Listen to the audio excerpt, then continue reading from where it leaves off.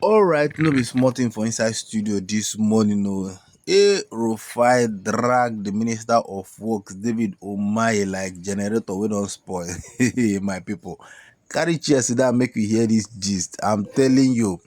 Well, no be small thing. You could recall that recently they just celebrated or inaugurated 30 kilometer out of 700 and something kilometer of the new coastal road that has been awarded. So a lot of people has been asking questions. Say why 30 kilometer out of 700 and something, not 100, not 50, not 70, not 120, not 150, not 200. 30 kilometer. That is not in anything to celebrate. It does not worth celebrating. And Rufai has dragged this man on television this morning, just asking him plenty questions. In fact, the minister is confused. At a point, he started begging Rufai, say, Rufai, please, you know you are my friend. See, you need to settle down and watch this video. I'll be right back. Don't forget to subscribe to this channel. Just hear what David Umai has to say. This country now, what? Cost 30 per days kilometer. you have not started permanent work. Cost now per deemed kilometer. that contract. Minister, and cost this is what per you are doing to kilometer. checkmate. Cost per kilometer. Just give me the number. Cost per kilometer in this first 30 kilometers. Quickly, Minister. Cost per kilometer.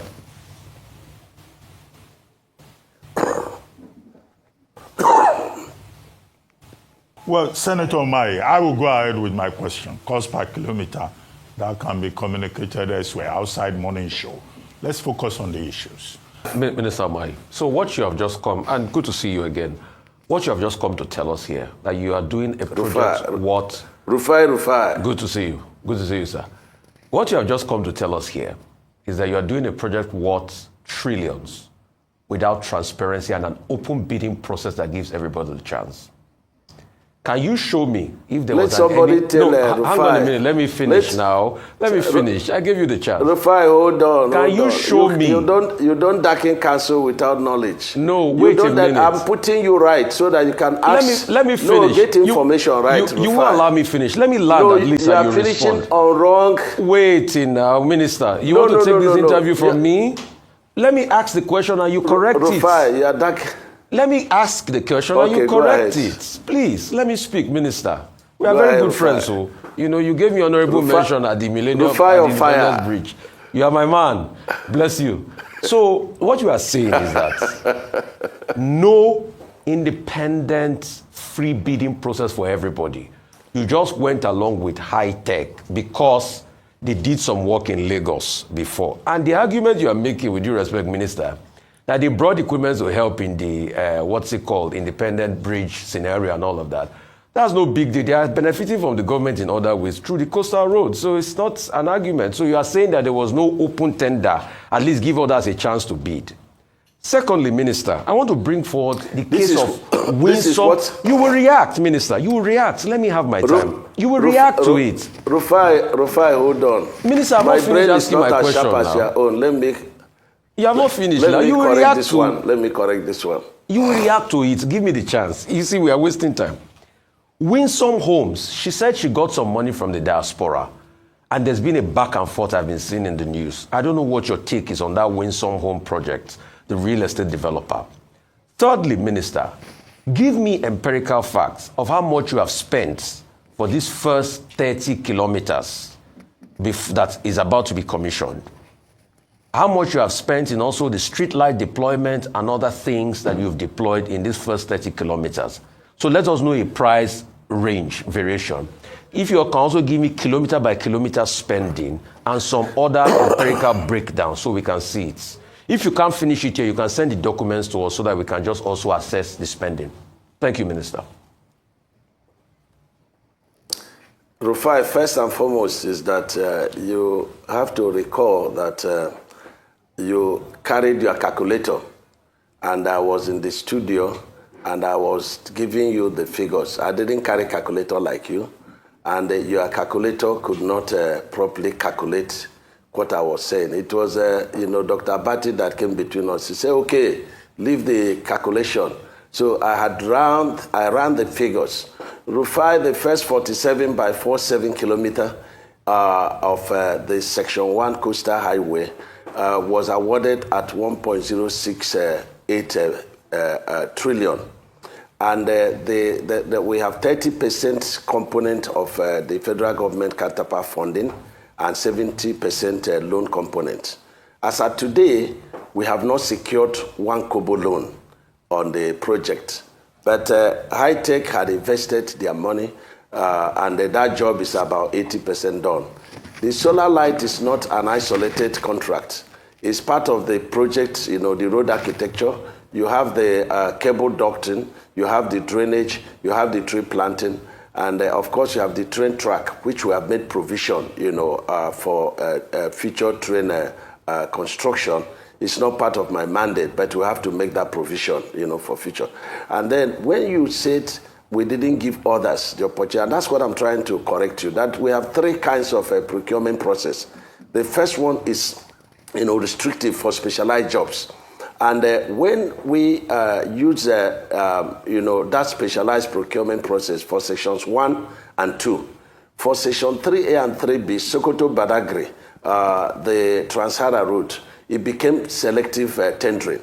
Other contractors were invited in each of the other processes, and of course they bid it. And High Tech won because of their technical competence, the equipment they parade, the number of expertise they have, and the local content components of their engagement, because they have a lot of engineers engaged. They have a lot of engineers being trained. They have a lot of services, being given, and even small contracts are being given to our engineers so that they can also learn and benefit from that. And so when you talk about how much have we spent on Section 1, we've paid 30% of the cost I told you. And when you come to Section 2, it's 1.33 trillion, and we have only committed 30% of the cost of that project.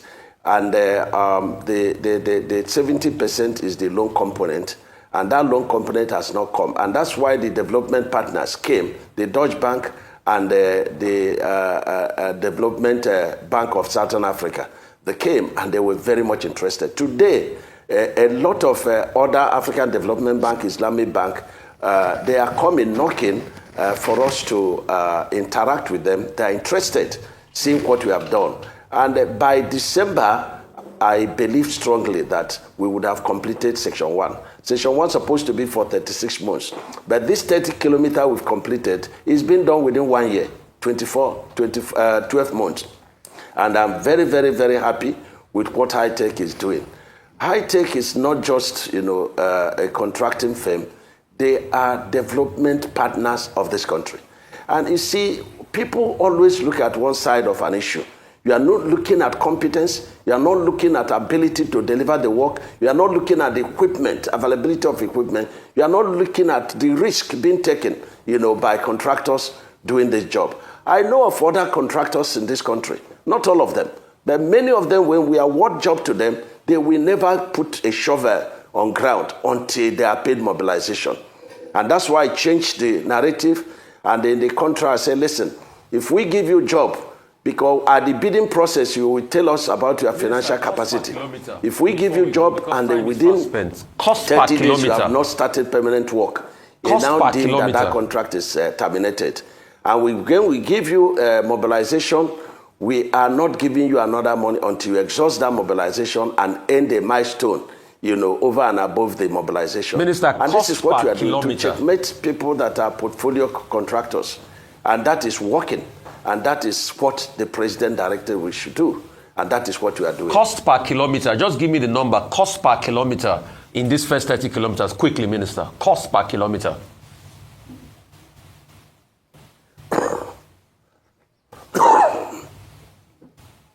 Well, Senator UMAHI, I will go ahead with my question. Cost per kilometer, that can be communicated elsewhere, outside morning show.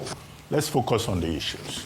I ask you, during the May 21 APC National Summit, it's like I lost at the Villa. I lost the studio. Can you hear me, yes, sir? I was asking for the cost per kilometer, which is a very important question, Senator. Very important question. Cost per kilometer. That's accountability of the people. Very important. If you can give us the cost per kilometer we'll question. Take a short break. Rufai was asking you, what is the cost per kilometer of these roads? And he insists that you should answer that question. So, because it has to do with accountability. And then finally, When you were governor in Ebonyi State, you had Ebonyi Airport. That Ebonyi Airport has not functioned, though, since you left. What is going on? The cost of the project, the cost of the project cannot be said per to kilometer. Be... Look, per this kilometer. is one single cost per kilometer. Yes, but you were the one that stopped me when I was doing off-head calculation of that. And I arrived, and from the empirical, factors, using the basic, material cost in the market, to arrive at 4 billion, per kilometer on the first section of the coastal highway. The second section has a lot of bridges and flyover. For example, at the Dangote refinery, we are passing in front of his refinery, and the engineering factor there is that you must have free flow of trucks in and out without any hindrance. And so that place we now made the carriageway, the span, to be 64 meters, as against 15 meters of spans of bridges and flyovers. So that one, you cannot easily say, look, this is the cost. So it's going to be the cost of the bridges and flyovers plus the cost of the construction. And so when you get to, for example, we should have finished the first 47.47 kilometer up to Leko. And when you see the clip of tomorrow, we are going to release the clip of tomorrow, tagged the making of Lagos-Calabar Coastal Highway. You will see impossibilities being turned to possibilities. You will see the terrain. And then I would like Rufai to tell me any other section of this country that has such a terrain. Now we want to procure the project that is running from Ogun, down to Ondo. And we discovered that 40 kilometers at the Ondo axis has pit that is going up to 20 meters deep. And then we had to stop. So we invite experts, and then we are doing a lot of trials on what depth can the pit, sustain the load. So it's a lot to do with what the terrain is and what method statement are you going to deploy to, tackle the terrain. There was a section, and of course the section is still there, where I think it's about 5 kilometers of the Lagos-Calabar Coastal, which is section 1. You have pit that runs up to 21 meters. When we deploy the clips tomorrow, you will be able to appreciate what we are doing on the coastal highway. And people will stop, of course it's their right to ask what is the cost. But the cost is not a single digit, cost. The cost depends on the terrain. And then, of course, the facilities that accompany, the terrain and the route.